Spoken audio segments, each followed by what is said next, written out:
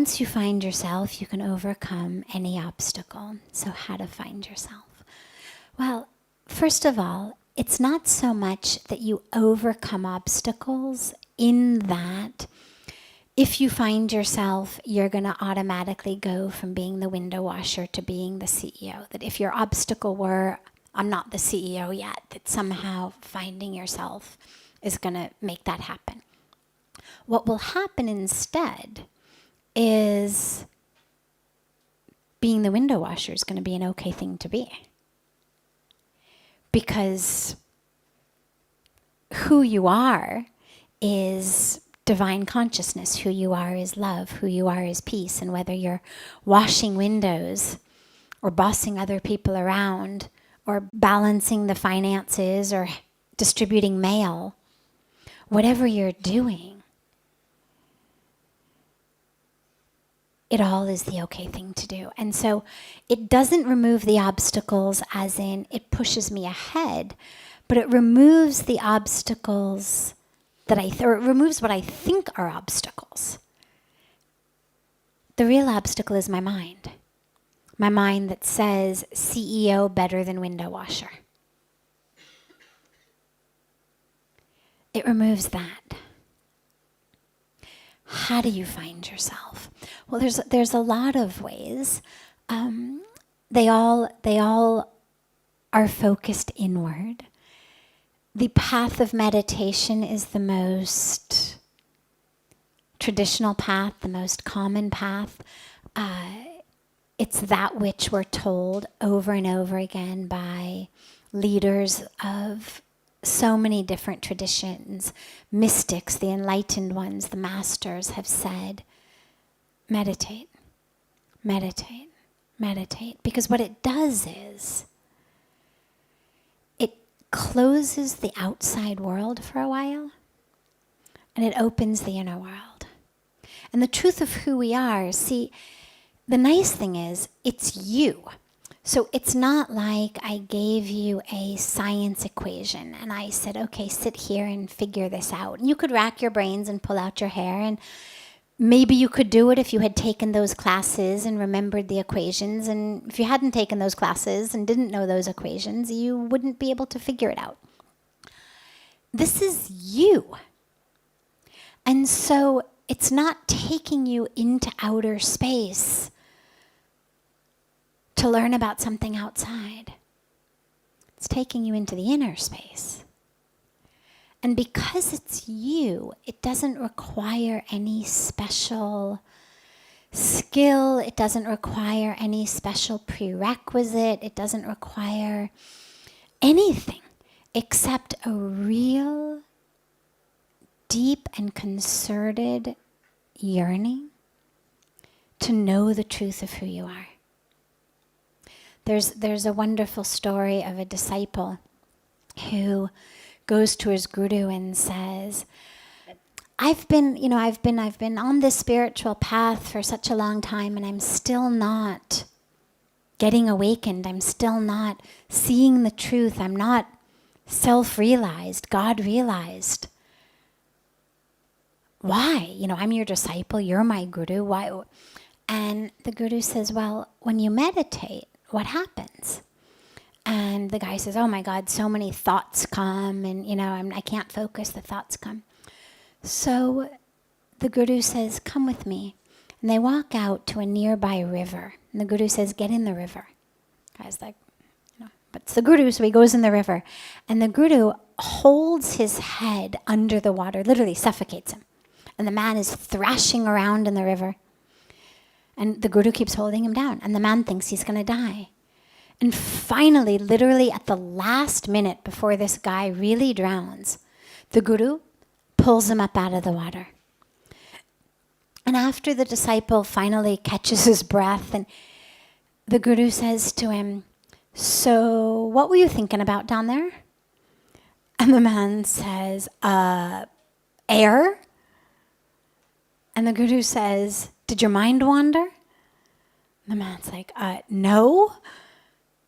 And the guru says, when you want God, as much as you wanted air down there, the wandering mind will stop. Now, that's a tough ideal. Very few of us are able to want God the way a drowning man wants air.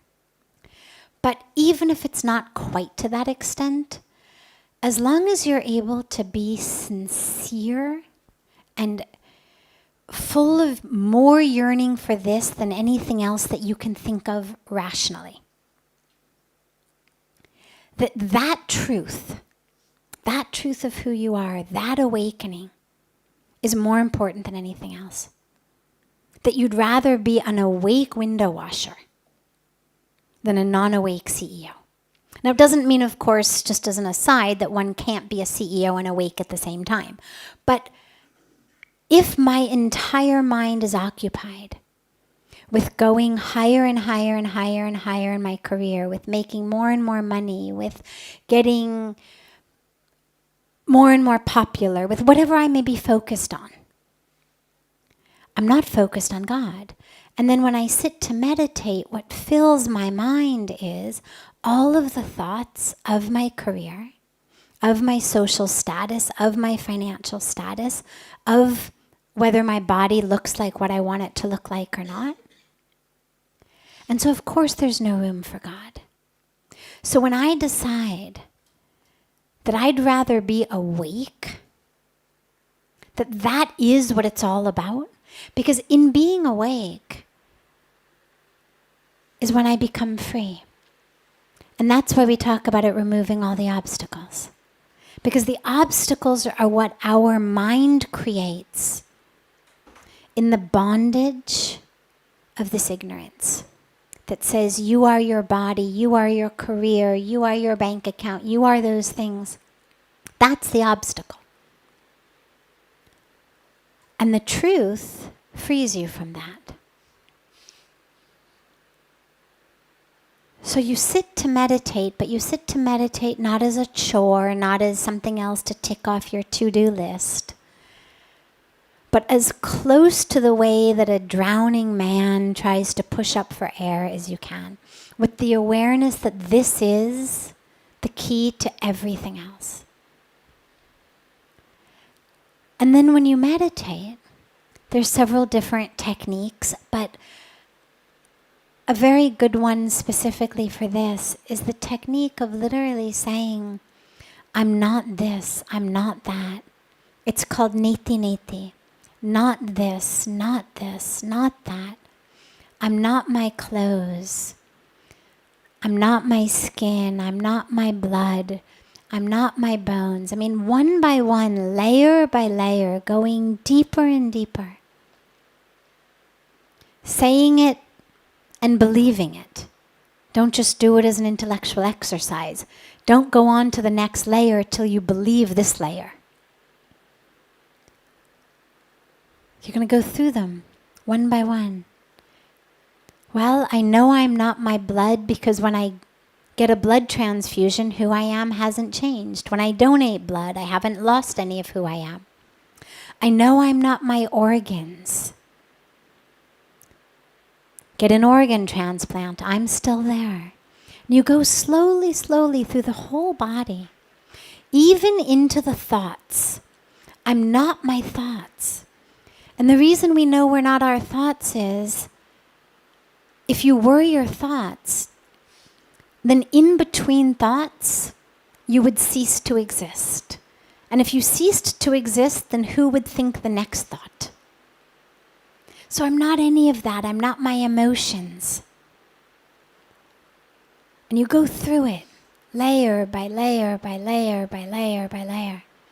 And it's literally like peeling back the layers of an onion until you finally get to a place where there's nothing left to say I'm not. And in that place, if you can sit still and quiet in that space, an experience fills it. A truth fills it. And that's where you're going to find the truth of who you are. But you can do it even with your eyes open as you move through the world. You're feeling frustrated. You're feeling upset. I am not my frustration. I am not my anxiety. I am not my anger. I am not the clothes I'm wearing. I'm not the job I'm doing. Try it on. As you move through the world, it'll get your mind working in the right direction. And then slowly, slowly, slowly, in a quiet and still moment, you will have an experience. And you'll know, okay.